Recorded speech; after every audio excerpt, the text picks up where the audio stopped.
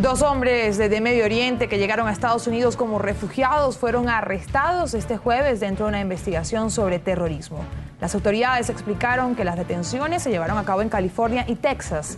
Ambos se enfrentan al cargo de entregar falso testimonio acerca de sus presuntas conexiones con grupos internacionales y a uno de ellos se le agrega la presunción de apoyar al autodenominado Estado Islámico.